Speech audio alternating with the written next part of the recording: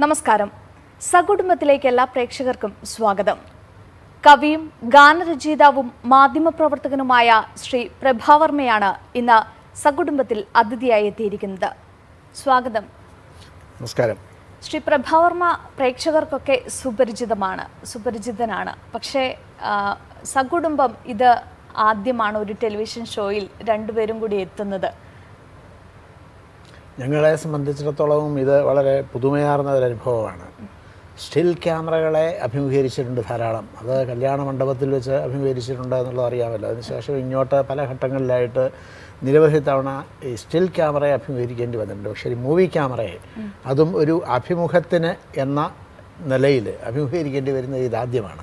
ഞങ്ങൾ സംയുക്തമായിട്ട് ഒരു അഭിമുഖത്തിൽ പങ്കെടുക്കുന്നത്, ഞങ്ങൾ സംയുക്തമായിട്ട് ഈ വിധത്തിൽ ഒരു സ്റ്റുഡിയോയിൽ വന്നൊരു മൂവി ക്യാമറയെ ഫേസ് ചെയ്യുന്നത്, ഇങ്ങനെ ചില ചിന്തകളൊക്കെ പങ്കുവയ്ക്കുന്നത് ആദ്യമായിട്ടാണ് എന്ന് പറയാം. ആ ആദ്യ അനുഭവത്തിന് ഞാൻ എൻ ടി വിക്ക് നന്ദി പറയുകയാണ്. ഞങ്ങളുടെ ഒരു വലിയ സന്തോഷം തന്നെയാണ് ഈ ഒരു അനുഭവം ഞങ്ങൾക്കൊപ്പം തന്നെ ആദ്യമായതിൽ. എന്തായാലും ഞാൻ ആദ്യമേ ഇൻട്രോയിൽ പറഞ്ഞതുപോലെ തന്നെ കവി, ഗാനരചയിതാവ്, മാധ്യമപ്രവർത്തകൻ, മുഖ്യമന്ത്രിയുടെ മാധ്യമ ഉപദേഷ്ടാവ്, അങ്ങനെ വിശേഷണങ്ങൾ അനവധിയാണ് ശ്രീ പ്രഭാവർമ്മയ്ക്ക്. എൻ്റെ ചോദ്യം ഇതാണ്, ശരിക്കും ആരാണ് ശ്രീ പ്രഭാവർമ്മ? ആരാണ് പ്രഭാവർമ്മ എന്നൊരു അന്വേഷണത്തിൻ്റെ വഴിയിലൂടെ നടന്നു നീങ്ങിയാണ് സത്യത്തിൽ ഞാൻ.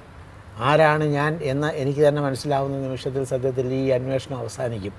ആ അന്വേഷണം അവസാനിക്കരുത് എന്ന പ്രാർത്ഥനയോടുകൂടി പ്രഭാവർമ്മയെ കണ്ടെത്താനുള്ള ശ്രമമാണ് ഞാൻ നടത്തിക്കൊണ്ടിരിക്കുന്നത്. ഇതുവരെ കണ്ടെത്തിയിട്ടില്ല എന്ന് വേണം പറയാൻ. പത്രപ്രവർത്തകനായൊരു പ്രഭാവർമ്മയുണ്ട്, കവിത എഴുതുന്ന പ്രഭാവർമ്മയുണ്ട്, ഗാനരചന നടത്തുന്ന പ്രഭാവർമ്മയുണ്ട്, രാഷ്ട്രീയ പ്രവർത്തനം നടത്തുന്ന പ്രഭാവർമ്മയുണ്ട്, ഒരു ബ്യൂറോക്രാറ്റായിട്ടുള്ള പ്രഭാവർമ്മയുണ്ട്. ഇതിനകത്തെ യഥാർത്ഥ പ്രഭാവർമ്മ ആരാണ് എന്നുള്ളത് അന്വേഷിക്കേണ്ടതുണ്ട് എന്ന് എനിക്കും തോന്നുന്നുണ്ട്. എന്നാൽ അതേസമയം എന്നെ സംബന്ധിച്ചിടത്തോളം എനിക്ക് ആരാവണം എന്നതാണ് ആഗ്രഹം എന്ന് ചോദിച്ചാൽ ഞാൻ ആത്യന്തികമായും കവിയാകണം എന്നതാണ് എൻ്റെ ആഗ്രഹം എന്ന് പറയും. ആ കവി എന്ന ഒരു അവസ്ഥയിലേക്ക് ഉയരാനുള്ള ശ്രമം ഞാൻ നടത്തിക്കൊണ്ടിരിക്കുകയാണ്. പ്രഭാവർമ്മ, പത്രപ്രവർത്തകനായ പ്രഭാവർമ്മ വിസ്മരിക്കപ്പെട്ടാലും, ഉദ്യോഗസ്ഥനായ പ്രഭാവർമ്മ വിസ്മരിക്കപ്പെട്ടാലും, രാഷ്ട്രീയ പ്രവർത്തകനായ പ്രഭാവർമ്മ വിസ്മരിക്കപ്പെട്ടാലും, കവിയായ പ്രഭാവർമ്മ നിലനിന്ന് കാണണം എന്നൊരാഗ്രഹമാണ് എനിക്കുള്ളത്. അതുകൊണ്ട് തന്നെ കവിതയെ ഉപാസിക്കുക എന്നായിരുന്നുണ്ട് ഈ കാലമത്രയും എൻ്റെ ജീവിതം. കവിതയ്ക്ക് ഒപ്പം ഞാൻ മറ്റൊന്നിനെയും കരുതിയിട്ടില്ല എന്ന് പറയാം. തീർച്ചയായും അതുതന്നെയാണ്. കാവ്യ ജീവിതം അങ്ങയുടേത് 3 പതിറ്റാണ്ടോളം പിന്നിടുകയാണ്. ഈ ഒരു കാലഘട്ടത്തിൽ കവിയായി തന്നെയാണ് തുടക്കവും, അല്ലേ? തുടക്കം കവിതയിലൂടെയാണ് എന്ന് പറയാം. ഞാൻ പ്രൈമറി ക്ലാസ്സിൽ പഠിക്കുമ്പോൾ തന്നെ ഞാൻ എഴുതിയിട്ടുണ്ട്. ആദ്യമായി എഴുതിയിട്ടുള്ളത് ഒരു സരസ്വതി സ്തവം ആണ് എന്ന് പറയാം.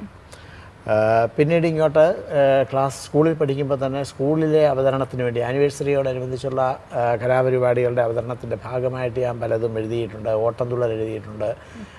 ഹൈസ്കൂൾ ക്ലാസ്സിൽ പഠിക്കുമ്പോൾ ഒരു 2.5 മണിക്കൂർ സ്റ്റേജിൽ അവതരിപ്പിക്കാവുന്ന വിധത്തിലുള്ള നാടകം എഴുതിയിട്ടുണ്ട്. ആ നാടകം സ്റ്റേജ് ചെയ്യുകയും ചെയ്തു. പക്ഷേ ഇപ്പോൾ ആ നാടകത്തെ സംബന്ധിച്ച് എന്തെങ്കിലും ഒന്ന് അവശേഷിക്കുന്നില്ല, എൻ്റെ മനസ്സിൽ അവശേഷിക്കുന്നില്ല. ആ കടലാസുകളും എവിടെയും അവശേഷിക്കുന്നില്ല.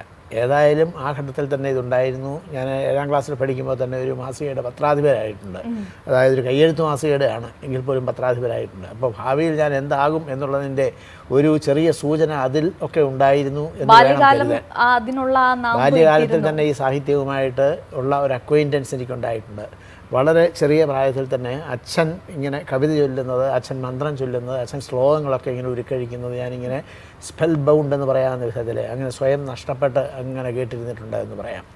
ഏതാണ്ടൊരു മാജിക്കൽ സ്പെല്ലിൽ എന്ന് പറയാവുന്ന വിധത്തിൽ അങ്ങനെ കേട്ടിരുന്നിട്ടുണ്ട്.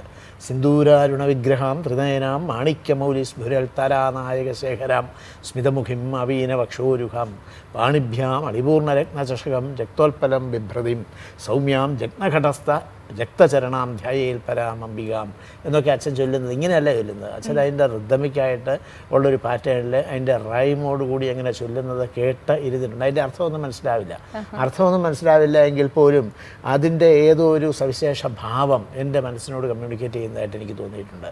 അങ്ങനെ ആണ് സത്യത്തിൽ കവിതയിലേക്ക് എനിക്കൊരു പാലം കൈവന്നത് എന്ന് പറയാം. അതില്ലായിരുന്നെങ്കിൽ, ആ ബാല്യമില്ലായിരുന്നെങ്കിൽ, അച്ഛനുമായിട്ടുള്ള ആ ആത്മബന്ധം ആ ഘട്ടത്തിൽ തന്നെ ഇല്ലായിരുന്നെങ്കിൽ ഞാൻ കവിയാകുമായിരുന്നു എന്നെനിക്ക് തോന്നുന്നില്ല. ഓക്കെ, ഇനി ഞങ്ങൾക്കറിയേണ്ടത് ആർക്കും അറിയാൻ പാടില്ലാത്ത ഒരാളുണ്ട്, ഒരു കുടുംബസ്ഥനായ പ്രഭാവർമ്മ. അതെങ്ങനെയാണ് എന്നുള്ള കാര്യം കൂടി നമുക്ക് ഇവിടെ നിന്ന് അറിയാം. എങ്ങനെയാണ് വീട്ടിൽ എങ്ങനെയാണ് ശ്രീ പ്രഭാവർമ്മ? വീട്ടിലെ കുടുംബസ്ഥൻ എന്ന് പറഞ്ഞു കഴിഞ്ഞാൽ വീട്ട് ഉത്തരവാദിത്വങ്ങൾ, സാധാരണയുള്ള ഉത്തരവാദിത്വങ്ങളൊന്നും ഏറ്റെടുക്കാറില്ല എന്നുള്ളതാണ്. എനിക്ക് ഭർത്താവാണ്, എൻ്റെ മകളുടെ അച്ഛനാണ്, കൊച്ചുമകളുടെ മുത്തച്ഛനാണ്. അതിനുപരി ഈ എല്ലാ കാര്യത്തിലും ഒപ്പം മനസ്സുകൊണ്ടും ഒപ്പം സാമീപ്യം കൊണ്ടുമുണ്ട്. പക്ഷെ മറ്റുള്ള ഉത്തരവാദിത്വങ്ങൾ അങ്ങനെ കൂടുതലായിട്ട് ഏറ്റെടുക്കാറില്ല. ഒരു വീട് അതെ, തിരക്കുകൾ തന്നെയാണ്. മാനസികമായിട്ടുള്ള ഒരു രീതി അത് തന്നെയാണ്. അതുകൊണ്ടാണ് എല്ലാവരും പറഞ്ഞു കേൾക്കാറുണ്ട്, പ്രശസ്തിയിലേക്ക് എത്തുന്ന ഓരോ പുരുഷന്റെയും പിന്നിൽ അത് വീട്ടിലെ ഭാര്യയുടെ അല്ലെങ്കിൽ ഒരു പെൺ കരുത്താണ് എന്നുള്ളത്. ആ കരുത്ത് ഇങ്ങനെ വീട്ടിലുള്ളത് കൊണ്ട് തന്നെയാണോ ഇങ്ങനെ വിഹരിക്കാൻ സാധിക്കുന്നത്? തീർച്ചയായും രണ്ട് വിധത്തിൽ സ്ത്രീയുടെ സ്വാധീനം, പ്രത്യേകിച്ച് ഭാര്യയുടെ സ്വാധീനം ഉണ്ടാകാം.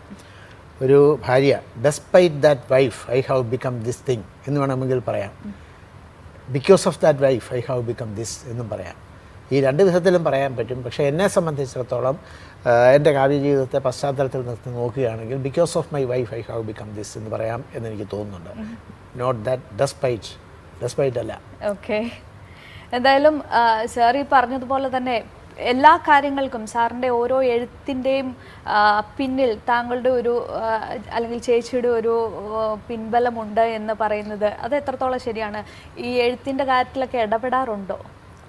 ഞാനങ്ങനെ കൂടുതലായിട്ട് ഇടപെടാറില്ല. പക്ഷെങ്കിൽ എന്തെങ്കിലും എഴുതി കഴിഞ്ഞാൽ അതിനെപ്പറ്റി സംസാരിക്കുകയും അത് പുസ്തക രൂപത്തിലാകുന്നതിന് മുമ്പ് അല്ലെങ്കിൽ പ്രസിദ്ധീകരിക്കുന്നതിന് മുമ്പ് അതിനെപ്പറ്റി എല്ലാം ഇല്ലെങ്കിലും ചിലതെല്ലാം അതിനെപ്പറ്റി സംസാരിക്കുകയും വായിച്ചു നോക്കാൻ പറയുകയും എന്തെങ്കിലും അഭിപ്രായം ഉണ്ടെങ്കിൽ പറയും. അഭിപ്രായം ആരായുന്നു ഇവിടെ നിന്നാണോ? അതെ, എൻ്റെ ആദ്യ വായനക്കാരി മനോരമയാണെന്ന് പറയണം. ആദ്യം വായിച്ച് കേൾപ്പിക്കുന്നവനെ ആയിരിക്കും കവിത. ശവമാധവം തന്നെ ചാപ്റ്ററായിട്ട് ഇങ്ങനെ വായിച്ച് കേൾപ്പിച്ചിട്ടുണ്ട്. അതിലൊക്കെ അഭിപ്രായങ്ങൾ പറഞ്ഞിട്ടുണ്ട്. ആ അഭിപ്രായങ്ങളിൽ എനിക്ക് യോജിക്കാവുന്ന അതിൽ ഇൻകോർപ്പറേറ്റ് ചെയ്യണമെന്ന് തോന്നിയാൽ ഞാൻ ചെയ്യാറുണ്ട്. അത് കവിതയുടെയൊക്കെ കാര്യത്തിലുണ്ട്. എന്ന് മാത്രമല്ല, ചില കവിതയുടെ സ്പാർക്ക് ഇദ്ദേഹമായിട്ടുള്ള അക്വൈൻറ്റൻസിൽ നിന്ന് എനിക്ക് ഉണ്ടായിട്ടുമുണ്ട്. ഇപ്പോൾ ചന്ദ്രനാഴി എന്ന വളരെ ശ്രദ്ധേയമായിട്ടുള്ള കവിത, ആ ചന്ദ്രനാഴിയുടെ ഒരു കനൽ തരി എന്ന് പറയുന്ന സത്യത്തിൽ എനിക്ക് കിട്ടിയിട്ടുള്ളത് മനോയിൽ നിന്നാണ്. ആ വിധത്തിൽ കവിതയെ ഇൻസ്പയർ ചെയ്ത ധാരാളം സന്ദർഭങ്ങൾ ഉണ്ട്. പിന്നെ ഒരു കാവ്യാനുശീലനത്തിൻ്റെ പശ്ചാത്തലമുണ്ട് മനോയ്ക്ക്. കാവ്യാനുശീലനത്തിൻ്റെ പശ്ചാത്തലം എന്ന് പറയുമ്പോൾ ബാല്യത്തിൽ തന്നെ ഈ ഒരു നാമജപ കീർത്തന ആലാപനത്തിൻ്റേതായ ഒരു സാഹചര്യം ഉണ്ടായിരുന്നു അവർക്ക്. അതുമായി ബന്ധപ്പെട്ട് ഉള്ള ഒരു സാഹിത്യ അന്തരീക്ഷം രൂപപ്പെട്ടു വന്നിരുന്നു വീട്ടിൽ തന്നെ. ആ സാഹിത്യ അന്തരീക്ഷത്തിൽ നിന്ന് മനസ്സിലേക്ക് കടന്നു വന്നിട്ടുള്ള ശ്ലോകങ്ങൾ, മന്ത്രങ്ങൾ, ഈ കീർത്തനങ്ങൾ, ഇതൊക്കെയുണ്ട്. അപ്പോൾ ആ നിലയ്ക്ക് കവിതയുമായിട്ടുള്ളൊരു പരിചയം നേരത്തെ തന്നെ ഉണ്ട്. ആ കാവ്യാനുശീലനത്തിൻ്റെ പശ്ചാത്തലമുള്ള ഒരാളെ കവിത വായിച്ച് കേൾപ്പിക്കാൻ കഴിയുമ്പോൾ അതിൽ നമുക്ക് മനസ്സിൽ വലിയൊരു സന്തോഷം, ഒരു സുഖം ഉണ്ടാവുകയും ചെയ്യുമല്ലോ. തീർച്ചയായും. എന്തായാലും ബാങ്കിങ് മേഖലയിലാണ് പ്രവർത്തിച്ചത്. ഈ ബാങ്കിങ്ങും സാഹിത്യവും എങ്ങനെ ഒരേ തുലാസിൽ മാനേജ് ചെയ്ത് കൊണ്ടുപോയി? അതിന് വലിയ വിഷമമൊന്നും ഇല്ല. സാഹിത്യം വായന അത് വേറൊരു മനസ്സാണ്. ബാങ്കിലെ ജോലി എന്ന് പറയുന്നത് ബാങ്കിൽ ചെന്ന് കഴിയുമ്പോൾ നമ്മൾ അതുമായിട്ട് ബന്ധപ്പെട്ട് പോകുന്നുണ്ട്. എനിക്ക് തോന്നുന്നു, ഞാൻ ഫിസിക്സ് ഡിഗ്രിയാണ് എടുത്തിരിക്കുന്നത്, ഫിസിക്സാണ്. അപ്പോൾ ആ ഫിസിക്സിലെ ഓരോ കാര്യങ്ങൾ പഠിച്ചതിൻ്റെ ഒരു പശ്ചാത്തലം നോക്കുകയാണെങ്കിൽ എനിക്ക് തോന്നുന്നു സാഹിത്യവുമായിട്ട് കൂടുതൽ അടുത്ത് നിൽക്കുന്നത് സയൻസ് ആണെന്നാണ് എനിക്ക് തോന്നുന്നത്. ശ്യാമമാധവത്തെക്കുറിച്ച് സാറ് പറഞ്ഞു കഴിഞ്ഞു. തികച്ചും വേറിട്ട വഴിയിലൂടെ തന്നെയുള്ള ഒരു യാത്രയായിരുന്നു ശ്യാമമാധവം എന്ന് പറയാതെ വയ്യ. എത്രത്തോളം ശ്രമകരമായിരുന്നു? ശ്യാമമാധവത്തിലേക്ക് കടക്കുന്നതിന് മുമ്പ് ഈ ശാസ്ത്രവും സാഹിത്യവും തമ്മിലുള്ള ബന്ധത്തെക്കുറിച്ചൊന്ന് പറയാം. ഓക്കെ. അറിവിൻ വെളിച്ചമേ ദൂരപ്പോ നീ വെറുതെ സൗന്ദര്യത്തെ കാണുന്ന കൺപൊട്ടിച്ചു എന്നൊരു കവി എഴുതിയിട്ടുണ്ട്. അതായത് അറിവിൻ്റെ വെളിച്ചം എന്ന് പറയുന്നത് ശാസ്ത്രത്തിൻ്റെ വെളിച്ചമാണ്. ഈ ശാസ്ത്രത്തിൻ്റെ വെളിച്ചം കടന്നു വന്നു കഴിഞ്ഞാൽ ഈ സൗന്ദര്യത്തെ കാണുന്ന കണ്ണ് പൊട്ടിപ്പോകുമെന്നാണ് പറയുക. അതായത് ഈ മഴവില്ലുണ്ടാവുന്നത് ഏത് വിധത്തിലാണ് എന്നുള്ളത് ശാസ്ത്രം നിർവചിച്ചപ്പോൾ, തിയറി ഓഫ് ഡിസ്പെർഷനൊക്കെ വന്നപ്പോൾ കവികൾ പറഞ്ഞതല്ല മഴവില്ല് എന്ന് വന്നു. ആ സമയത്ത് ഇംഗ്ലീഷ് കവികൾ തന്നെ ധാരാളം കവിത എഴുതിയിട്ടുണ്ട്. അതായത് ഈ സയൻസ് ഇങ്ങനെ വന്ന് ഈ യാഥാർത്ഥ്യം എന്താണെന്ന് പറഞ്ഞില്ലായിരുന്നെങ്കിൽ ഞങ്ങൾക്ക് വളരെ ഭാവനാത്മകമായൊരു ലോകത്തുകൂടി അങ്ങനെ സഞ്ചരിക്കാമായിരുന്നല്ലോ എന്ന്. അങ്ങനെ ഒരു പശ്ചാത്തലമുണ്ട്. എങ്കിൽ പോലും സയൻസും കവിതയും ചേർന്ന് പോകുന്ന ധാരാളം സന്ദർഭങ്ങൾ നമ്മുടെ കാവ്യലോകത്തുണ്ട് എന്നുള്ളത് നമുക്ക് മറന്നുകൂടാ. ശവമാധവത്തിലേക്ക് വരാം. ശവമാധവത്തെ ഞാൻ നേരത്തെ തന്നെ ഒന്ന് പരാമർശിച്ചു. ശവമാധവം ഉണ്ടായത് എങ്ങനെയാണ് എന്നാണ് ചോദ്യമെന്ന് എനിക്ക് തോന്നുന്നു. തീർച്ചയായും ശവമാധവം ഉണ്ടായത് മഹാഭാരതത്തിൻ്റെ ആവർത്തിച്ചുള്ളൊരു വായനയിലൂടെയാണ്.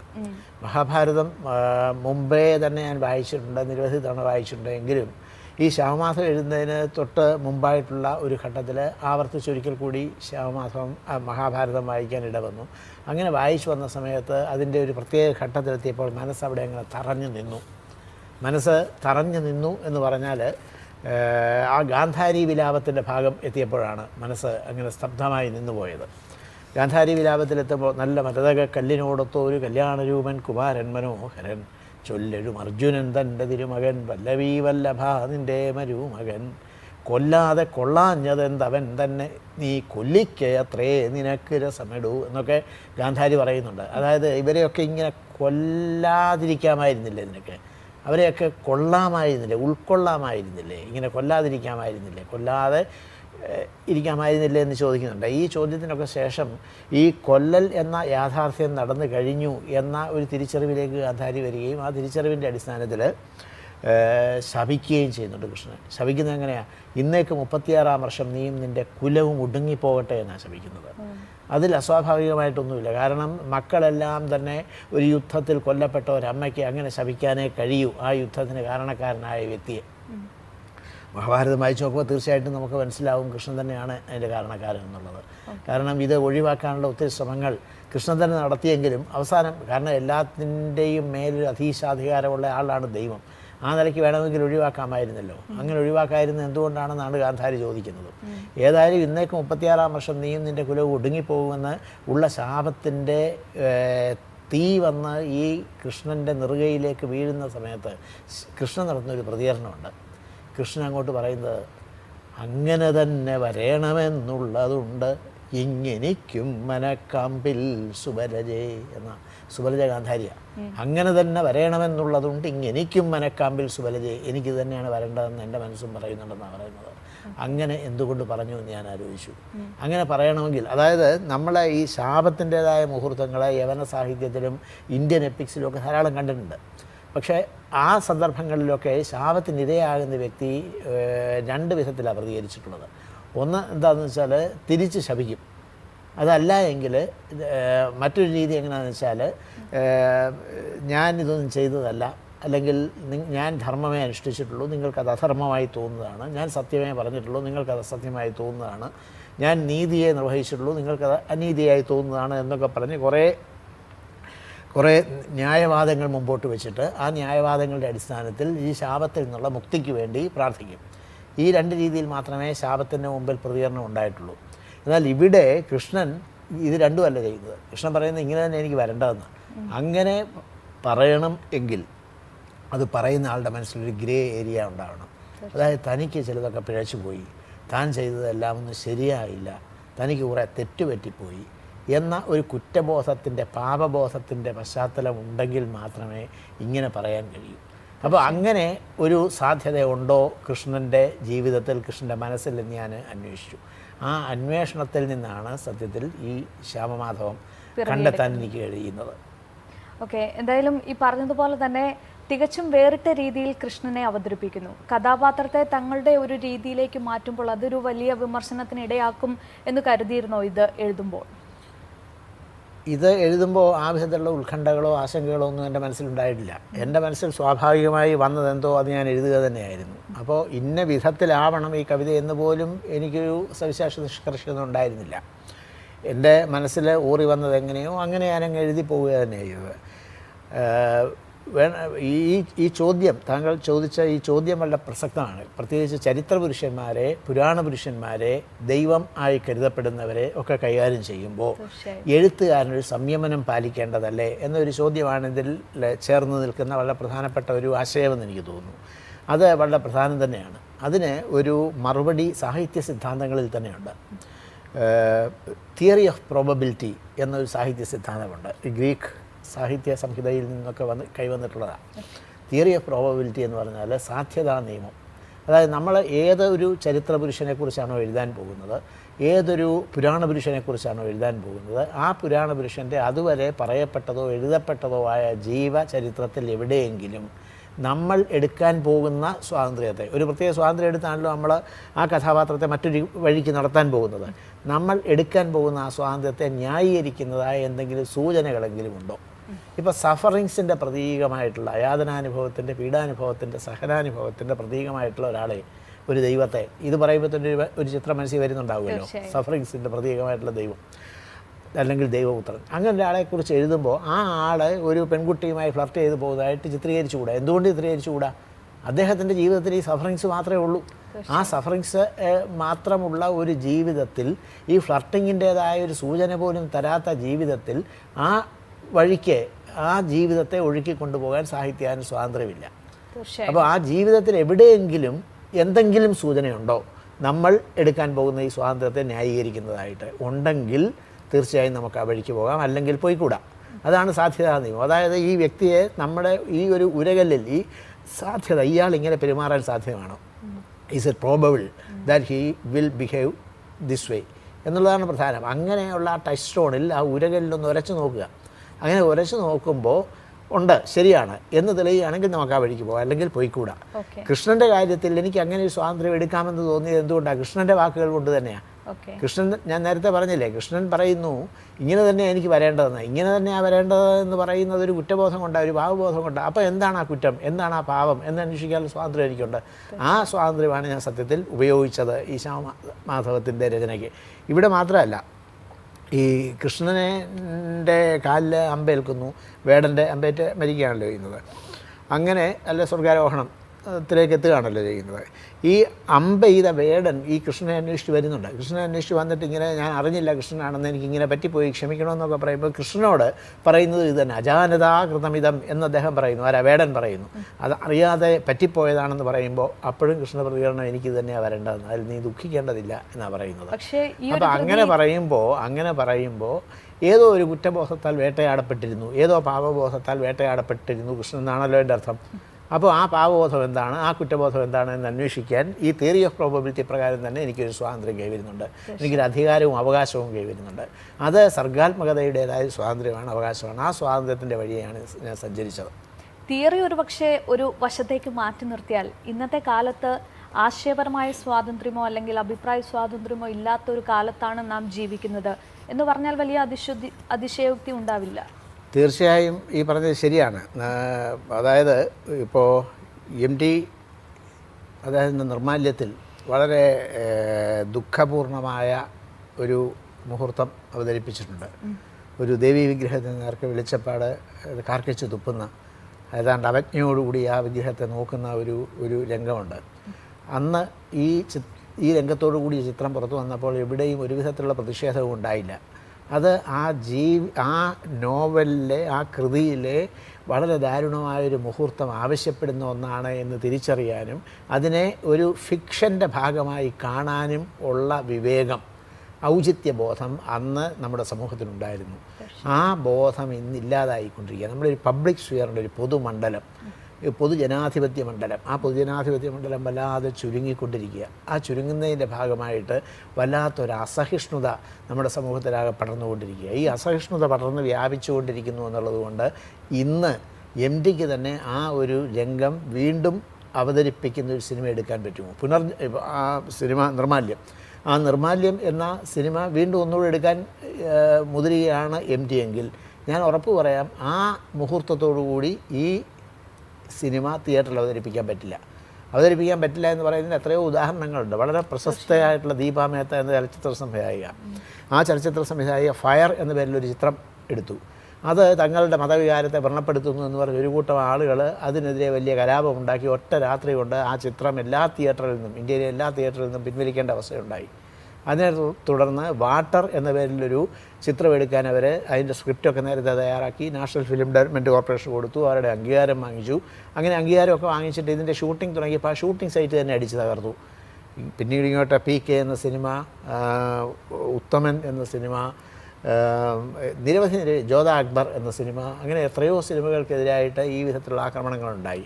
ഷബനാസ്മിയെ പോലെ വിഖ്യാതയായ ഒരു ചലച്ചിത്ര താരം ചെരുപ്പുമാല അണിഞ്ഞ് നിൽക്കേണ്ട അവസ്ഥ വന്നു. അപ്പോൾ ഈ അസഹിഷ്ണുത വല്ലാതെ പടർന്നുകൊണ്ടിരിക്കുക. നമ്മുടെ ഈ പബ്ലിക് സ്ഫിയറിനെ കുറിച്ച് ഞാൻ പറഞ്ഞു. അപ്പോൾ ഒരു വിയോജനാഭിപ്രായത്തെ, വിരുദ്ധാഭിപ്രായങ്ങളെയൊക്കെ അനുവദിച്ചു കൊടുക്കുന്ന ഈ വിരുദ്ധാഭിപ്രായങ്ങളുടെ സംഘർഷത്തിലൂടെ ഒരു ബോധത്തെളിമ ഊറി വരേണ്ടതുണ്ട്. ആ ബോധത്തെളിമയാണ് സത്യത്തിൽ നമ്മളെ പുതിയ കാലത്തേക്ക് നയിക്കേണ്ടത്. ആ ബോധത്തെളിമയുടെ തളിരുകളെ വരെ ഞെരിച്ച് കളയുന്ന വിധത്തിൽ ഈ അസഹിഷ്ണുത പടർന്ന് വ്യാപിച്ചുകൊണ്ടിരിക്കുക. ഈ അസഹിഷ്ണുത പടർന്നു വ്യാപിക്കാൻ സോഷ്യൽ മീഡിയയ്ക്ക് വലിയൊരു പങ്കുണ്ട് എന്ന് ഉള്ളത് യാഥാർത്ഥ്യമല്ലേ? അസഹിഷ്ണുത പടർന്നു വ്യാപിക്കുന്നതിൽ സോഷ്യൽ മീഡിയയ്ക്ക് പങ്കുണ്ട് എന്ന് പറയാൻ പറ്റില്ല. സോഷ്യൽ മീഡിയ വളരെ ജാഗ്രതയായ ഇടപെടൽ അതിനൊക്കെ എതിരെ നടത്തുന്നു എന്ന് വേണം പറയാൻ. പലയിടത്തും ഇപ്പോൾ ഈ ലിഞ്ചിങ് അടക്കമുള്ള കാര്യങ്ങൾ, ആൾക്കൂട്ട കൊലപാതകങ്ങളടക്കമുള്ള കാര്യങ്ങൾ സംഭവിക്കുമ്പോൾ അതിനെ മുഖ്യധാരാ മാധ്യമങ്ങൾ വരെ തമസ്കരിക്കുമ്പോൾ സോഷ്യൽ മീഡിയയാണ് എന്നെ ഏറ്റെടുക്കുന്നത്. സോഷ്യൽ മീഡിയ തീർച്ചയായും വളരെ ജാഗ്രതയായ പ്രവർത്തനം തന്നെ നടത്തുന്നുണ്ട്. പക്ഷേ യാഥാസ്ഥിതിക മാധ്യമങ്ങൾ ഇതിനെയൊക്കെ തമസ്കരിക്കുകയായിരുന്നത്. യാഥാസ്ഥിതിക മാധ്യമങ്ങളുടെ ഒരു മൈൻഡ് സെറ്റ് തന്നെ ഈ ഒരു ഓർത്തഡോക്സിൻ്റെയാണ്, യാഥാസ്ഥിതികരുടേതാണ്, കൺസർവേറ്റീവ്സത്തിൻ്റെതാണ് എന്നുള്ളത് കൊണ്ട് അവരിതിനെയൊക്കെ ന്യായീകരിക്കുന്ന ഒരു സമീപനം പൊതുവിൽ കൈക്കൊള്ളാറുണ്ട്. അത് ഈ വിധത്തിലുള്ള സാമൂഹ്യ വിരുദ്ധമായ പ്രവണതകളെ വർദ്ധിപ്പിക്കുകയാണ് ചെയ്യുന്നത്. തീർച്ചയായും. എന്തായാലും ഇവിടെ ഒരാൾ ഇങ്ങനെ ഇരിപ്പുണ്ട്. സാറിൻ്റെ ഏത് കൃതികളാണ് വായിക്കാൻ, അല്ലെങ്കിൽ വായന കൂടുതൽ ഇഷ്ടപ്പെടുന്ന ഒരാൾ കൂടിയാണ് എന്നറിയാം. ഏത് തരത്തിലുള്ള ബുക്സാണ് വായിക്കാൻ? പോയട്രി ആണോ, പ്രോസ് ആണോ, എങ്ങനെയാണ് കൂടുതൽ ഇഷ്ടപ്പെടുന്നത്? പ്രോസ് കൂടുതൽ വായിക്കാറുണ്ട്. ഏറ്റവും ഇഷ്ടപ്പെട്ട കൃതി ഏതാണ്? അങ്ങനെ ചോദിച്ചാൽ എല്ലാം ഒരുപോലെ പ്രിയപ്പെട്ടതാണല്ലേ? എല്ലാം പ്രിയപ്പെട്ടത് തന്നെ. തീർച്ചയായും. എന്തായാലും നമ്മൾ കവിയെ അറിഞ്ഞു കഴിഞ്ഞു. ഇനി ഗാനരചയിതാവ് എന്ന ഒരു മേഖലയിലേക്ക് കൂടി വ്യാപൃതനായിരിക്കുന്ന ആളാണ്. എങ്ങനെയാണ് കവിയിൽ നിന്ന് ഗാനരചയിതാവിലേക്കുള്ള ദൂരം? അത് വലിയ ദൂരമായിരുന്നോ? കവിത നമുക്ക് വലിയൊരു സ്വാതന്ത്ര്യം അനുവദിക്കുന്നുണ്ട്. കവിതയിലെ ഇതിവൃത്തത്തെ ഏത് വഴിക്ക് കൊണ്ടുപോകണം, കഥാപാത്രത്തെ ഏത് രീതിയിൽ ചിട്ടപ്പെടുത്തണം എന്നൊക്കെയുള്ള കാര്യങ്ങളിൽ സമ്പൂർണമായ അധികാരം കവിക്ക് ഉണ്ട്. എന്നാൽ ഗാനത്തിൻ്റെ കാര്യത്തിൽ അതില്ല. ഒരു നിശ്ചിത ഇതിവൃത്തത്തിലെ ഒരു നിശ്ചിത മുഹൂർത്തത്തിന് വേണ്ടി അതിൻ്റെ നിർമ്മാതാവും അതിൻ്റെ സംവിധായകനും പറയുന്ന ഒരു ചട്ടക്കൂടിനുള്ളിൽ നിന്നുകൊണ്ട് എഴുതപ്പെടുന്നതാണ് ഗാനം. അതുകൊണ്ട് ഈ ഗാനരചയിതാവിന് വലിയ സ്വാതന്ത്ര്യമില്ല. അത് ഗാനരചയിതാവ് നേരിടുന്ന വലിയൊരു അസ്വാതന്ത്ര്യം തന്നെയാണ്. അതിനൊപ്പം മറ്റൊരു അസ്വാതന്ത്ര്യമുണ്ട്. അതെന്താണെന്ന് വെച്ചാൽ പുതിയ കാലഘട്ടത്തിൽ ഈ സംഗീതം ആദ്യം ചിട്ടപ്പെടുത്തിയിട്ട് ആ സംഗീതത്തിനനുസരിച്ച് വരികൾ എഴുതണം എന്ന് പറയുന്ന ഒരു രീതിയുണ്ട്. സംഗീതത്തിനനുസരിച്ച് വരികൾ എഴുതുക ഒരു കവിയെ സംബന്ധിച്ചിടത്തോളം ദുഷ്കരമായ കാര്യമൊന്നുമല്ല, വിഷമം ഉള്ള കാര്യമൊന്നുമല്ല. ഇപ്പോൾ വ്യത്യസ്ത വൃത്തങ്ങളിലല്ലേ നമ്മൾ എഴുതുന്നത്, കവിത എഴുതുന്നത്. ഇപ്പോൾ സക്തരയുണ്ട്, ശാർദൂല വിക്രീതമുണ്ട്, അനുഷ്ടുപ്പുണ്ട്, ഗേഗയുണ്ട്, മഞ്ജരിയുണ്ട്, നിരവധി വൃത്തങ്ങളുണ്ട്. ഈ വൃത്തങ്ങളിലൊക്കെ തന്നെയാണ് കവിത എഴുതുന്നത്. അപ്പോൾ ഈ വൃത്തം എന്ന് പറയുന്നത് കൃത്യമായ ഒരു പാറ്റേണാണ്, ഒരു നിശ്ചിതമായ ഒരു അളവാണത്. ആ മെഷറിൽ വാക്കുകൾ വന്നാലേ വൃത്തം ശരിയാവുകയുള്ളൂ, ആ കവിത പെർഫെക്റ്റ് ആവുകയുള്ളൂ, ശില്പപരമായ ഒരു സൗകുമാര്യത്തോടു കൂടിയുള്ളതാവുകയുള്ളൂ. അത് സത്യമാണെങ്കിൽ പോലും ഈ വൃത്തത്തിൽ എഴുതുമ്പോൾ അത് നമ്മളുടെ മനസ്സിൻ്റെ ഒരു സ്വാഭാവികമായ പ്രവാഹമായി തന്നെ കവിതയിൽ വരും. എന്നാൽ ഈണത്തിൻ്റെ കാര്യത്തിൽ അതല്ല. ഈണം ഏതാണ്ട് കൃത്രിമമായി ഉണ്ടാക്കുന്നതാണ് പലപ്പോഴും. ആ ഈണത്തിനനുസരിച്ച് വരികൾ എഴുതേണ്ടി വരുമ്പോൾ ഉണ്ടാകുന്ന ചില വൈഷമ്യങ്ങളുണ്ട്. ഇപ്പോൾ അനുരാഗത്തെക്കുറിച്ച്, പ്രണയത്തെക്കുറിച്ചായിരിക്കും നമുക്ക് എഴുതേണ്ടത്. പ്രണയത്തെക്കുറിച്ച് എഴുതണം, പക്ഷേ അവിടെ ലല എന്ന് മാത്രമേ ഈ സംഗീത സംവിധായകൻ അനുവദിക്കുന്നുള്ളൂ. ആ ഈണത്തെ, ആ താളത്തെ ലല എന്ന ഒരു ദീർഘാക്ഷരം പോലും ഇല്ല. ആ ലല എന്നിടത്ത് ഏത് വാക്കുകൊണ്ട് ഈ അനുരാഗത്തെ അല്ലെങ്കിൽ പ്രണയത്തെ നമുക്ക് അവതരിപ്പിക്കാൻ പറ്റും? സ്നേഹം പറ്റില്ല, പ്രണയം പറ്റില്ല, അനുരാഗം പറ്റില്ല, രാഗം പറ്റില്ല, കാരണം ദീർഘാക്ഷരം ഇല്ല. ഇതൊരു വെല്ലുവിളി. ഈ വെല്ലുവിളിയെ ഏറ്റെടുത്തുകൊണ്ട് ആ കഥാപാത്രം ആവശ്യപ്പെടുന്ന, ആ കഥാസന്ദർഭം ആവശ്യപ്പെടുന്ന തരത്തിലുള്ള ഒരു ഗാനം എഴുതുക, അതൊരു വലിയ വെല്ലുവിളിയാണ്. അങ്ങനെ എഴുതുമ്പോഴും പലപ്പോഴും ഈ കഥാപാത്രത്തെ മറികടക്കുന്ന രീതിയിൽ, ഈ ഇതിവൃത്തത്തിൻ്റെ ഈ മുഹൂർത്തത്തെയും മറികടക്കുന്ന രീതിയിൽ, സിനിമയെ തന്നെ മറികടക്കുന്ന രീതിയിൽ ചില ഗാനങ്ങൾ അങ്ങനെ അനശ്വരങ്ങളാകുന്നു. അത് എഴുത്തുകാരൻ്റെ ഒരു സിദ്ധിയുടെ അംശം അതിലുണ്ടാകാം, പിന്നെ ഒരു ഭാഗ്യത്തിൻ്റെ അംശമുണ്ടാകാം, സംഗീത സംവിധായകൻ്റെ ഈ സംഗീതത്തിൻ്റേതായ ഒരു ഘടകവും അതിൻ്റെ പിന്നിൽ പ്രവർത്തിക്കുന്നുണ്ടാകും. എങ്കിൽ പോലും എഴുത്തുകാരന് കൂടെ ഒരു സ്വാതന്ത്ര്യം നൽകുന്ന രീതിയിൽ ആദ്യം ലിറിക്സ് എഴുതിയിട്ട് അത് ട്യൂൺ ചെയ്യാമെങ്കിൽ അതായിരിക്കും നല്ലതെന്നാണ് എനിക്ക് തോന്നുന്നത്. അത് ഏത് ഗാനം എഴുതുമ്പോഴും അതിൽ ഇൻഹറൻ്റായിട്ടുള്ളൊരു മ്യൂസിക് ധാരയുണ്ട്, ഒരു സംഗീതധാരയുണ്ട്. ആ സംഗീതധാര എന്താണെന്ന് മനസ്സിലാക്കാൻ കഴിയുക സംഗീത സംവിധായകന്. ആ സംഗീതധാര എന്താണെന്ന് മനസ്സിലാക്കിയിട്ട് അതിനെ ഒന്ന് തൊട്ടുണർത്താൻ കഴിഞ്ഞാൽ, ഒന്ന് പൊലിപ്പിച്ചെടുക്കാൻ കഴിഞ്ഞാൽ, ഒന്ന് എൻറിച്ച് ചെയ്തെടുക്കാൻ കഴിഞ്ഞാൽ വലിയ ഒരു ശ്രദ്ധേയമായ ഗാനമായി മാറും. അതിനുള്ള ശേഷി ഇല്ല സംഗീത സംവിധായകനെങ്കിലോ ആ ഗാനം പരാജയപ്പെട്ടു പോകും. വാക്ക് ചേരാത്തടത്ത് വെച്ച് മുറിച്ച് ഒക്കെ ഒരു വികലമായ ഒരു ഗാനത്തിൻ്റെ സൃഷ്ടിക്ക് വഴിതെളിക്കുന്ന രീതിയിലായി പോകും കാര്യങ്ങൾ. തീർച്ചയായും സംഗീത സംവിധായകൻ രണ്ട് രീതിയിലുണ്ട്. ഒന്ന്, ഈ എഴുതി കിട്ടുന്ന വരികളെ ഈ വിധത്തിൽ ഒന്ന് തൊട്ട് തലോടി ഒരു ഈണപ്പെടുത്തി പൊലിപ്പിച്ച് അവതരിപ്പിക്കുക, എൻറിച്ച് ചെയ്ത് അവതരിപ്പിക്കുക എന്നുള്ളത് ചെയ്യാൻ കഴിയും. അത് ശരാശരി നിലവാരത്തിലുള്ളൊരു സംഗീത സംവിധാനം കഴിയണം. മ്യൂസിക് ജീനിയസ് ആയിട്ടുള്ളൊരു മ്യൂസിക് ഡയറക്ടർ ആണെങ്കിൽ അയാൾ ഇതിൽ നിന്ന് വരണമെന്നില്ല. ഇതിലെ ഇൻഹറൻ്റായിട്ടുള്ള മ്യൂസിക്കിനെ അൺഡു ചെയ്ത് അയാളുടേതായ മറ്റൊരു മ്യൂസിക് ഉണ്ടാക്കും. ഇപ്പോൾ അയ്യപ്പ ഹരേ അയ്യപ്പ പാഹിമാം, അയ്യപ്പ ഹരേ അയ്യപ്പ പാഹിമാം, ഈ ഒരു ഈണത്തിലാണ്, ഈ ഒരു മീറ്ററിലാണ്, ഈ ഒരു താളത്തിലാണ് ആരെയും ഭാവഗായകനാക്കുന്ന എന്ന് ONV സാർ എഴുതിയത്. പക്ഷെ അത് ബോംബെ രവിയെ പോലെ അനുഗ്രഹീതനായ ഒരു മ്യൂസിക് ജീനിയസിൻ്റെ കയ്യിൽ വന്നപ്പോൾ ഈ അയ്യപ്പ ഹരേ അയ്യപ്പ പാഹിമാം എന്ന ഈണം മറ്റെന്തോ ഒന്നായി മാറി. ആരെയും ഭാവഗായകനാക്കും, അങ്ങനെ ആക്കാൻ പറ്റും. അതായത് ഇൻഹറൻ്റ് ആയിട്ടുള്ള മ്യൂസിക്കിനെ അൺഡു ചെയ്ത് മറ്റൊരു മ്യൂസിക് അതിൽ നിന്ന് തന്നെ ഉണർത്തിയെടുക്കാൻ മ്യൂസിക് ജീനിയസുകൾക്ക് കഴിയും. മ്യൂസിക് ജീനിയസുകൾക്ക് കഴിയും. ആ ജീനിയസ് ഉള്ളിൽ ഇല്ലാത്തൊരു സംഗീത സംവിധാനം പുറപ്പെട്ടാൽ അതൊരു വികല സൃഷ്ടിയായി മാറുകയാവും. തീർച്ചയായും. എന്തായാലും പ്രഭാവർമ്മ എന്ന ഗാനരചയിതാവിനെ പ്രശസ്തനാക്കിയത് സ്ഥിതി എന്ന ചിത്രത്തിലെ ഒരു ചെമ്പനീർപ്പൂ എന്ന ഗാനമാണ്. എങ്ങനെയാണ് ആ ഒരു ഗാനത്തിലേക്ക് എത്തിപ്പെടുന്നത്? ശരത് എന്നാണ് ആ ചിത്രത്തിൻ്റെ സംവിധായകൻ്റെ പേര്. അദ്ദേഹം സ്ഥിതി എന്ന ചിത്രമുണ്ടാക്കിയപ്പോൾ അദ്ദേഹം എന്നോട് ആദ്യം ചോദിച്ചത്, എൻ്റെ ഒരു ചന്ദ്രനാഴി എന്ന കാവ്യ സമാഹാരത്തിലെ മുല്ല പൂത്തു നാം കാൺമതില്ലെങ്കിലും എന്ന ഒരു കവിതയുണ്ട്, ആ കവിത എടുത്ത് ഉപയോഗിക്കാമോ എന്ന് ചോദിച്ചു. അപ്പോൾ ഞാൻ പറഞ്ഞു, അതെടുത്ത് ഉപയോഗിക്കണമെന്നുണ്ടോ? അത് ഒരു കൃത്യമായ വൃത്തത്തിൽ എഴുതിയതാണ്. വൃത്തം ഫ്ലെക്സിബിൾ അല്ല, ഈണത്തിന് വഴങ്ങുന്നതായിക്കൊള്ളണമെന്നില്ല. എങ്കിൽ വേറെ പാട്ട് എഴുതിയാൽ പോരെ. സമാനമായൊരു മുഹൂർത്തമാണിത് ആവശ്യപ്പെടുന്നതെങ്കിൽ അതിന് ചേരുന്ന വിധത്തിലുള്ളൊരു പാട്ട് എഴുതിയാൽ മതിയല്ലോ എന്ന് പറഞ്ഞു. എന്നാൽ അങ്ങനെ ആവാമെന്ന് പറഞ്ഞു. അപ്പോൾ ഉണ്ണിമേനനാണ് അതിൻ്റെ സംഗീത സംവിധായകൻ. ഉണ്ണിമേനന് ഞാനും തമ്മിൽ ഒരുമിച്ച് ഇരുന്നിട്ടില്ല അന്നൊരിക്കലും. ഉണ്ണിമേനൻ ചെന്നൈയിൽ, ഞാൻ തിരുവനന്തപുരത്ത്. ഞങ്ങൾ ഫോണിൽ ഇങ്ങനെ ഡിസ്കസ് ചെയ്തുകൊണ്ട് ആണ് ആ പാട്ട് എഴുതിയത്. ഒടുവിൽ എഴുതിയിട്ട് ട്യൂൺ ചെയ്യാമെന്ന് തീരുമാനിച്ചു. അങ്ങനെയാണ് ഈ ഒരു ചെമ്പനീർ പൂവിറത്ത് ഞാൻ ഓമലെ ഒരു വേള നീ നേർക്ക് നീട്ടിയില്ല എന്നെഴുതുന്നത്. ആ വരികൾക്ക് ഉണ്ണിമേനോൻ സംഗീതം നൽകി. അതിനൊപ്പം തന്നെ ചില ഭാഗങ്ങളിൽ ഉണ്ണിമേനോൻ ഒരു സ്വാതന്ത്ര്യം എടുത്തിട്ട് അവിടെ ഇങ്ങനെ ആയാലോ എന്നോട് ചോദിച്ചു. അങ്ങനെയാവാം എന്ന് പറഞ്ഞിട്ട് അദ്ദേഹം പകർന്ന സംഗീതധാരയ്ക്ക് അനുസൃതമായ രീതിയിലുള്ള വരികൾ ഞാൻ എഴുതുകയും ചെയ്തു. അവിടെ മ്യൂസിക് ഡയറക്ടറും ഗാനരചയിതാവും തമ്മിലുള്ള വലിയൊരു പാരസ്പര്യമുണ്ട്. ആ പാരസ്പര്യത്തിൻ്റെ അടിസ്ഥാനത്തിലാണ് അത്ര ശ്രദ്ധേയമായൊരു ഗാനം ഉണ്ടായത് എന്ന് പറയണം. പിന്നെ ആ ഗാനത്തെ ശ്രദ്ധേയമാക്കിയ പല ഘടകങ്ങളിൽ പ്രധാനപ്പെട്ട ഒന്ന് ഈ പ്രണയത്തിൻ്റെ ഒരു വിനിമയത്തിലെ ഒരു സവിശേഷതയാണ്. പ്രണയം, ഇപ്പോൾ എനിക്ക് ഒരാളോട് സ്നേഹമുണ്ടെങ്കിൽ ഐ ലവ് യു എന്ന് പോയി പറഞ്ഞ് അല്ല അതറിയിക്കേണ്ടത്. പിന്നെയോ ഒരു നോട്ടത്തിലൂടെ, ഒരു ഭാവത്തിലൂടെ, ഒരു നിശബ്ദതയിലൂടെ ഒക്കെ അത് ആരെ ഉദ്ദേശിച്ചുള്ളതാണോ ആ വ്യക്തിക്ക് മനസ്സിലാവണം. അപ്പോഴാണ് പ്രണയം ഒരു സബ്റ്റിൽ എന്ന് പറയാവുന്നൊരു സബ്ലൈം എന്ന് പറയാവുന്ന ഒരു അവസ്ഥയിലേക്ക് എത്തുന്നത്. ഇപ്പം നമ്മുടെ വീട്ടുമുറ്റത്തൊരു മുല്ല വിടർന്നു നിൽക്കുന്നുണ്ടെങ്കിൽ, നിങ്ങളുടെ വീട്ടുമുറ്റത്ത് ആ മുല്ല പൂത്തിട്ടുണ്ട് കേട്ടോ എന്നൊരാൾ വന്ന് പറഞ്ഞിട്ടല്ല നമ്മൾ അറിയേണ്ടത്. പിന്നെയോ ആ മുല്ലപ്പൂവിൻ്റെ സൗരഭം വന്ന് നമ്മളെ അറിയിക്കുന്നത്. അങ്ങനെ പൊതിഞ്ഞു പറയുന്ന അല്ലെങ്കിൽ പറയാതെ പറയുന്ന ഒരു രീതി ഈ പാട്ടിലുണ്ട്. നമ്മുടെ പ്രണയഗാനങ്ങൾ പൊതുവെ ഏത് വിധത്തിലായിരുന്നു? ഞാൻ നിന്നെ പ്രേമിക്കുന്നു മാൻകിടാവേ എന്നൊക്കെ അങ്ങനെ തുറന്നടിച്ച് പറയുന്ന രീതിയിലുള്ള പാട്ടുകളായിരുന്നു. ആ പാട്ടുകളുടെ ഒരു വലിയ പരമ്പര തന്നെ നമുക്കുണ്ട്. അതിൽ നിന്ന് വ്യത്യസ്തമായ ഒരു രീതി തീർച്ചയായും ഒരു ചെമ്പനീർ പൂവിറുത്ത് ഞാൻ ഓമലെ എന്ന പാട്ടിലുണ്ട് എന്നാണ് എൻ്റെ ഒരു വിശ്വാസം. അതായത് ഞാൻ ഒരു പൂവ് നീട്ടിയിട്ടില്ല എന്നാണ് പറയുന്നത്. ഞാനിത് നിനക്കൊരു പൂ തരുന്നു എന്ന് പറയുന്ന പാട്ടുകളെ നമുക്കുണ്ടായിരുന്നുള്ളൂ. അപ്പോൾ അതിൽ നിന്ന് വ്യത്യസ്തമായിട്ട് മറ്റൊരു രീതിയിൽ പറയുക. All the fun is in how you say A thing എന്ന് പറയും ഇംഗ്ലീഷിൽ. അതായത് നിങ്ങൾ എങ്ങനെ ഒരു കാര്യം പറയുന്നു എന്നതിലാണ് കാര്യമിരിക്കുന്നത്. ഒരു സവിശേഷമായ രീതിയിൽ പറയുക എന്നുള്ള സവിശേഷമായ ആ പറച്ചിൽ രീതി ഇതിലുണ്ട് എന്നുള്ളത് കൊണ്ടുകൂടിയാണ് ആ പാട്ട് ഇതുപോലെ ശ്രദ്ധേയമായത് എന്നെനിക്ക് തോന്നുന്നു. തീർച്ചയായും. ഒരുപക്ഷെ അർത്ഥവത്തായ ഗാനങ്ങൾ ഇന്നില്ല, അല്ലെങ്കിൽ മനസ്സിൽ തട്ടി നിൽക്കുന്ന ഒരു ഗാനം ഇന്ന് മലയാള ശാഖയിലേക്ക് വരുന്നില്ല എന്നുള്ള വലിയൊരു വിമർശനം ഇന്ന് ഉയരുന്നുണ്ട്. അതിനൊക്കെ ഒരു കാരണം ഒരുപക്ഷെ ഈ ഒരു ഇടപെടലൊക്കെയാണോ?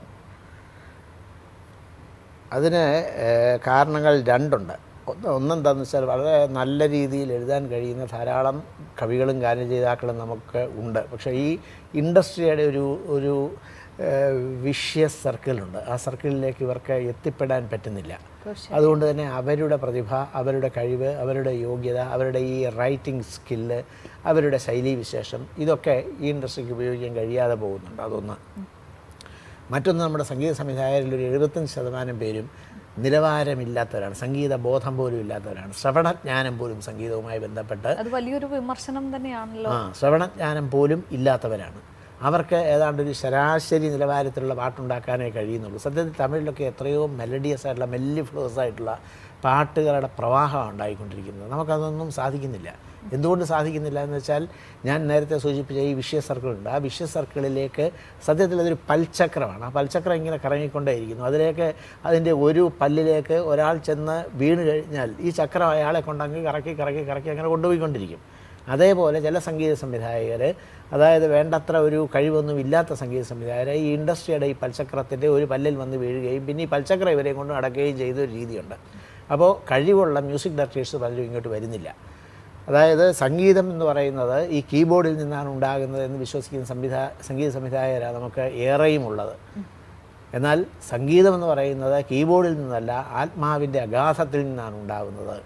ഈ നിശ്വാസധാരയിൽ നിന്നാണ് ഉണ്ടാകുന്നത്. നിശ്വാസധാര എന്ന് പറയുന്നത് പ്രാണൻ്റെ ധാരയാണ്. പ്രാണൻ്റെ പര്യായമാണ് സംഗീതമെന്ന ബോധത്തോടുകൂടി സംഗീതത്തെ സമീപിക്കാൻ കഴിയുന്ന ആളുകൾ ഈ സംഗീത സംവിധാന രംഗത്ത് കുറഞ്ഞു വന്നു എന്നുള്ളത് വളരെ പ്രധാനപ്പെട്ട കാര്യമാണ്. ദക്ഷിണാമൂർത്തി സ്വാമിയെപ്പോലെ, ദേവരായ മാഷെ പോലെ, രാഘവ മാഷെ പോലെ, MS ബാബുരാജിനെ പോലെ ഒക്കെയുള്ള വലിയ വലിയ മനുഷ്യർ, പണ്ട് മനുഷ്യർ നടന്ന ഇടങ്ങളിലൊക്കെയും ഇപ്പോൾ അധോമുഖ വാമനർ, ഇത്തിരി വട്ടം മാത്രം കാണുന്നവർ, ഇത്തിരി വട്ടം ചിന്തിക്കുന്നവർ, ഇങ്ങനെയുള്ളവരായിപ്പോയി, പിഗ്മികളായിപ്പോയി. അതിൻ്റെ ഒരു ദുരന്തമാണ് മലയാള ചലച്ചിത്ര സംഗീതരംഗം ഇപ്പോൾ അനുഭവിക്കുന്നത്. എന്തായാലും നിരവധി അവാർഡുകൾ, കേരള സാഹിത്യ അക്കാദമി അവാർഡുകൾ, വയലാർ അവാർഡ്, ഉള്ളൂർ അവാർഡ്, ആശാൻ അവാർഡ് എല്ലാം സ്വന്തമാക്കി കഴിഞ്ഞു. ഇത് വലിയൊരു ഉത്തരവാദിത്തമല്ലേ? ഇത്രയും അധികം, പലപ്പോഴും എല്ലാവരും പറയുന്ന കേട്ടിട്ടുള്ളതാണ്, അവാർഡുകൾ എന്നും വലിയ ഉത്തരവാദിത്തങ്ങൾ നൽകുന്നു എന്നുള്ളത്. താങ്കൾക്കും അതുപോലെ തന്നെയാകില്ലേ?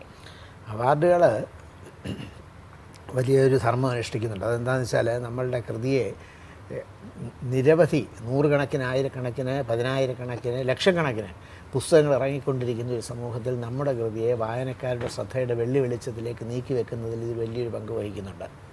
ആ നിലയ്ക്ക് അവാർഡുകൾ വലിയൊരു അനുഗ്രഹമാണ്. പക്ഷേ അവാർഡ് ലഭിച്ചു എന്നുള്ളത് കൊണ്ടൊരു കൃതി, അതുകൊണ്ട് മാത്രം ഒരു കൃതി ഉത്കൃഷ്ടമാവുകയോ അല്ലെങ്കിൽ അവാർഡ് ലഭിച്ചില്ല എന്നുള്ളത് കൊണ്ട് ഒരു കൃതി അധമമായി പോവുകയോ ചെയ്യുന്നില്ല എന്നൊരു വിശ്വാസമാണ് എനിക്കുള്ളത്. എന്തായാൽ പോലും അവാർഡുകൾക്ക് പിന്നിൽ അവാർഡ് നിശ്ചയിക്കുന്ന ഒരു സമിതിയുടെ ഒരു വിശ്വാസം പ്രഖ്യാപിക്കലുണ്ട്. അവർ നമ്മളിൽ വലിയൊരു വിശ്വാസമാണ് അർപ്പിക്കുന്നത്. ആ വിശ്വാസത്തിനൊത്ത് നമുക്ക് ഉയരേണ്ടതുണ്ട്. അങ്ങനെ ആ നിലയ്ക്ക് നോക്കുമ്പോൾ വലിയൊരു ഉത്തരവാദിത്വം ഏറ്റെടുക്കലാണ് ഓരോ അവാർഡ് ഏറ്റുവാങ്ങലിലൂടെയും നമ്മൾ ചെയ്യുന്നത്. അവസാനമായി, മാധ്യമപ്രവർത്തകൻ എന്ന നിലയിൽ ഒരു ചോദ്യം കൂടി ചോദിക്കാതെ വയ്യ.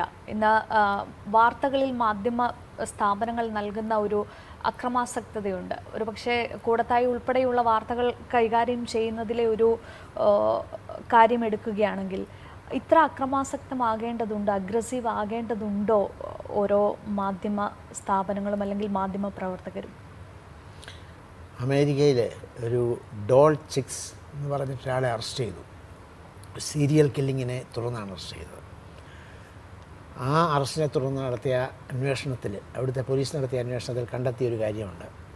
അയാൾ വ്യത്യസ്ത രീതിയിലാണ് വ്യത്യസ്ത കൊലപാതകങ്ങൾ നടത്തിയത്. ഒരാളെ കൊല്ലുന്ന രീതിയിലല്ല മറ്റൊരാളെ കൊല്ലുന്നത്. ഒരു പ്രത്യേക രീതിയിൽ ഒരാളെ കൊല്ലുന്നു, ഒരാളെ ഒരു സവിശേഷ രീതിയിൽ കൊല്ലുന്നു, പിന്നീട് ഒരാളെ മറ്റൊരു രീതിയിൽ കൊല്ലുന്നു. ഇങ്ങനെ നിരവധി ആളുകളെ കൊന്നു. ഓരോ കൊലപാതകത്തിൻ്റെയും പിന്നിൽ പ്രവർത്തിച്ച ഘടകം എന്താണെന്ന് അന്ന് പോലീസ് അന്വേഷിച്ചപ്പോൾ കണ്ടെത്തിയ ഒരു കാര്യം, ഏറ്റവും ഒടുവിൽ വായിച്ച കൊലപാതക വാർത്ത ആയിരുന്നു ഇയാൾക്ക് പ്രചോദനം എന്നുള്ളതാണ്. അതായത് ഒരു ബിക്കിനി ഇട്ട് നടക്കുന്ന ഒരാളെ കൊന്നു എന്ന് പത്രത്തിൽ വായിച്ചു കഴിഞ്ഞാൽ ഇയാൾ പോയി ഒരു ബിക്കിനി ഇട്ട് നടക്കുന്ന ഒരാളെ കൊല്ലും. അതേപോലെ നർത്തകിയെ കൊന്നു എന്ന് വാർത്ത കണ്ടു കഴിഞ്ഞാൽ ഇയാൾ ഒരു നർത്തകിയെ തേടി പോകും, നർത്തകിയെ കൊല്ലും. ഒരു സൈക്കോപാത്താണ്. പക്ഷേ ഈ സൈക്കോപാത്തിനെ ഈ വിധത്തിലുള്ള ഗ്രൂസം മർഡറിലേക്ക് നയിക്കുന്ന ഘടകം ഈ പത്രവാർത്തയായിരുന്നു. പത്രങ്ങൾ കുറച്ച് സംയമനം പാലിച്ചാൽ, ഇപ്പോൾ ഒരുപാട് അസാൻമാർഗിക ബന്ധങ്ങളെക്കുറിച്ചൊക്കെ പത്രങ്ങളിൽ വന്നുകൊണ്ടിരിക്കുന്നുണ്ട്. ഇതൊക്കെ തുടർച്ചയായിട്ട് വന്നാലെന്ന് വെച്ചാൽ ഇത് ഒരു വേ ഓഫ് ലൈഫാണ് എന്നുള്ള രീതിയിൽ പുതുതലമുറ അതിനെ കാണും. ഇതാണ് ശരി, അല്ലെങ്കിൽ ഇത് നാട്ടുനടപ്പാണ്, നമ്മൾ വൈ ഷുഡ് ബി എന്നുള്ള രീതിയിൽ അതിൽ നമ്മളെന്തിൽ നിന്നൊക്കെ മാറി നിൽക്കണം എന്നുള്ളൊരു ചിന്തയിലേക്ക് പോകും. അതുകൊണ്ട് മാധ്യമങ്ങൾ പല കൊലപാതകങ്ങളും കൊടുക്കുന്നില്ലെങ്കിൽ എനിക്ക് തോന്നുന്നത് ഈ കൊലപാതകങ്ങളുടെ എണ്ണം കുറയും എന്നാണ്. ഈ കൊലപാതകങ്ങളുടെ തീയിലേക്ക് എണ്ണയൊഴിച്ചു കൊടുക്കുന്ന രീതി, ഈ സെൻസേഷണലിസത്തിന് പിന്നാലെ പോകുന്ന മാധ്യമങ്ങൾ കുറയ്ക്കുമെങ്കിൽ തീർച്ചയായും അത് വലിയ സാമൂഹികമായ ഒരു ഇമ്പാക്റ്റ്, പുരോഗമനപരമായ ഒരു ഇമ്പാക്റ്റ് ഉണ്ടാകും, മാനുഷികമായ ഒരു ഇമ്പാക്റ്റ് ഉണ്ടാകും ഇവിടെ എന്നാണ് എനിക്ക് തോന്നുന്നത്. തീർച്ചയായും എന്തായാലും ചുരുങ്ങിയ സമയം കൊണ്ട് ഒരുപാട് കാര്യങ്ങൾ നമുക്ക് ശ്രീ പ്രഭാവർമ്മയിൽ നിന്നും കുടുംബത്തിൽ നിന്നും അറിയാൻ കഴിഞ്ഞു. താങ്ക് യു സോ മച്ച് ഈ ഒരു ദിവസം ഞങ്ങളോടൊപ്പം ഈ അരമണിക്കൂർ പങ്കുവച്ചതിന്. തീർച്ചയായും NTVയോടും NTVയുടെ പ്രേക്ഷകരോടും നിങ്ങളോട് ഓരോരുത്തരോടും ഞങ്ങൾക്കും വളരെ നന്ദിയുണ്ട്. ഞങ്ങളുടെ മനസ്സിലുള്ള കാര്യങ്ങൾ വായനക്കാരിലേക്ക് എത്തിക്കുന്നതിനുള്ള വലിയൊരു ഉപാധിയായി ഈ അഭിമുഖം എന്ന് കാണുന്നതിൽ വളരെ സന്തോഷമുണ്ട്. NTVക്ക് കൂടുതൽ സ്വീകാര്യത നമ്മുടെ പ്രേക്ഷക സമൂഹത്തിൽ ഉണ്ടാകട്ടെ എന്ന് ആശംസിക്കുന്നു. നന്ദി, നമസ്കാരം. Thank you. ജനങ്ങൾക്കൊപ്പം, വാർത്തയ്ക്കൊപ്പം, നന്മയോടൊപ്പം. NTV UAE to the world.